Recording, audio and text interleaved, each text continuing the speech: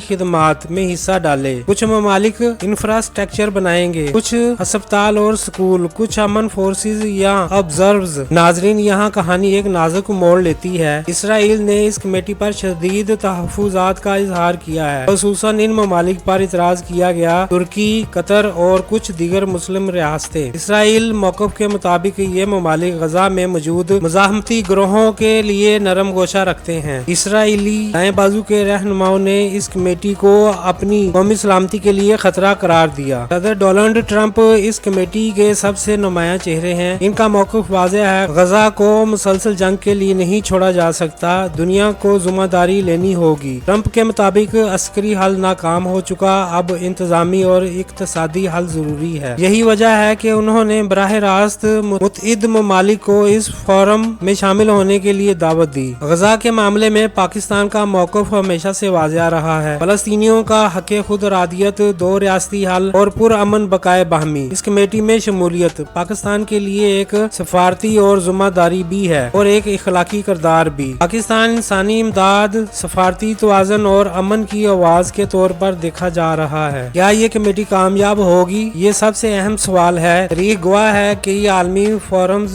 नाकाम हुए, लेकिन ये कमेटी रास्त इंतजाम, अमली जिम्मेदारियाँ और वाज़ेह दहाफ के साथ सामने आई है। कामयाबी का दरमदार सियासी खलूस, माली शफाफियत और आलमी इत्तेहाद पर होगा। गजा एक खिता नहीं बल्कि आलमी ज़मीर का इम्तिहान है। अगर ये तजर्बा कामयाब हुआ तो दुनिया ने जंग के बाद अमन का नया रास्ता सीख लिया होगा, और अगर नाकाम हुआ तो तारीख एक बार फिर हमसे सवाल करेगी, क्या हमने सीखा? पाकिस्तान गजा के मामले में खुलकर फलस्तीन के हक में खड़ा है, जंग बंदी, इंसानी इमदाद और आजाद फलस्तीनी रियासत की हमायत करता है। भारत सरकारी तौर पर तवाज़ुन की बात करता है, मगर अमली तौर पर ये इसराइल के साथ इसके दफाई और सफारती तल्लुकात मजबूत दिखाई देते हैं। ट्रंप बराह रास्त फैसला साजी में पाकिस्तान और भारत को मरकजी किरदार देने की बजाय बड़े आलमी और इलाकाई खिलाड़ियों पर इन्हसार करेंगे। ताहम ये दोनों ममालिक सफारती सतह पर अमन की हमायत तक महदूद किरदार अदा कर सकते हैं। सदर ट्रंप अब तक इसराइल, यूरोपीय इत्तेहादियों, खास तौर पर बरतानिया, जर्मनी और अरब रियासतों में सऊदी अरब और मुत्तहिदा अरब अमारात पर सबसे ज्यादा इत्मीनान करते रहे हैं, क्योंकि